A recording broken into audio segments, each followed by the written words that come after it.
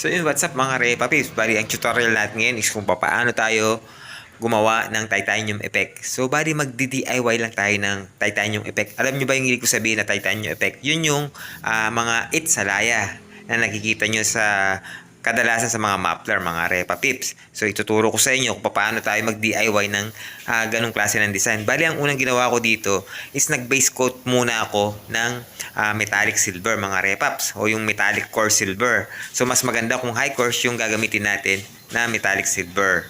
So bali, mag-a-apply lang ako ng 2 to 3 full coats dito, mga Repap. Ganun kakapal yung ginawa kong metallic silver natin. So pwede rin naman tayong gumamit ng pearl white na pang base. Pero ang napili ko is itong ang metallic silver. Bali, 3 klase lang ng kulay yung ginamit ko dito, mga Repa Pips. Itong patalo blue. Kung wala kayong patalo blue is yung toner blue, is pwede rin yun, mga Repa Pips. Tapos, after itong blue natin, is meron pa tayo dito na gold, na candy gold.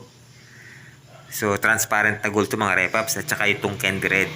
So, dapat talaga candy para transparent sila, mga Repa Pips. Siyempre, yung airbrush, hindi mawawala yung airbrush dahil airbrush ang gagamitin natin pang-paint dun sa ating mga candy colors. Bali, umpisa na nating mag-paint nung titanium effect, mga Repaps. Unahin natin tong blue. So, bali, ang gagawin nyo lang is lahat ng mga nakikita nyo dulo o yung may mga umbok, mga Repapips, yun yung ibo-borderline natin.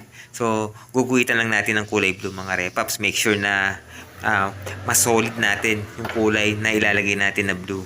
So yung ginamit ko nga is itong patalo blue, mga Repa Pip.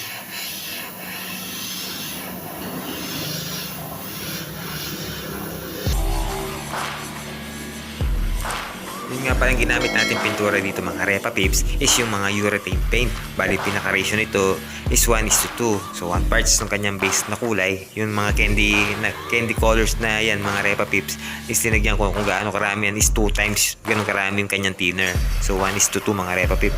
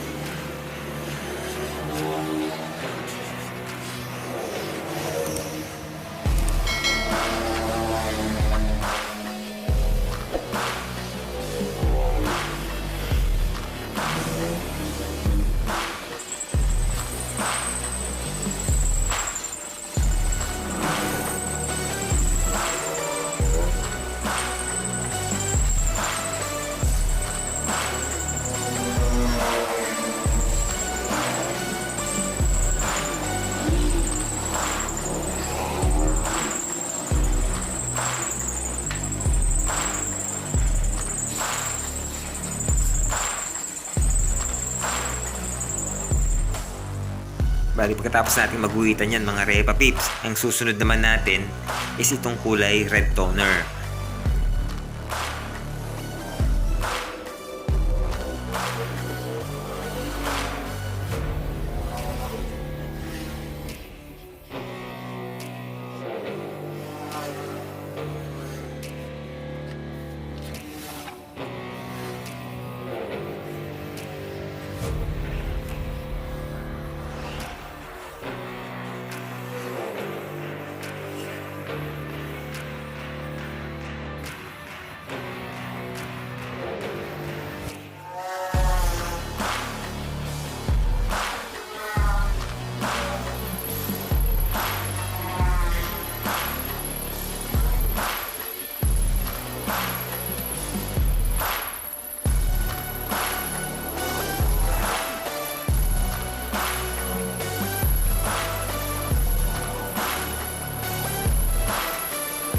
pagkatapos nating maiguhit o maipaint yung kulay pula is dito naman tayo sa gold toner mga Repa Pips.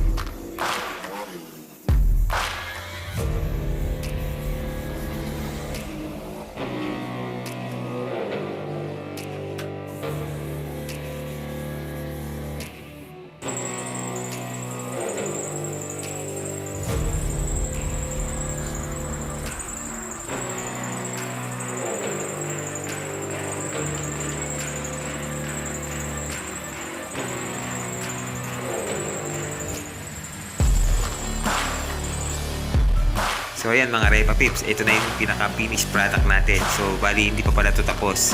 Bali ang gagawin natin dito is papakintabin pa natin. Kaya ang gagawin natin is kukuha tayo ng top coat clear. Siyempre huwag natin kakalimutan i-top coat clear yan mga Repa Pips.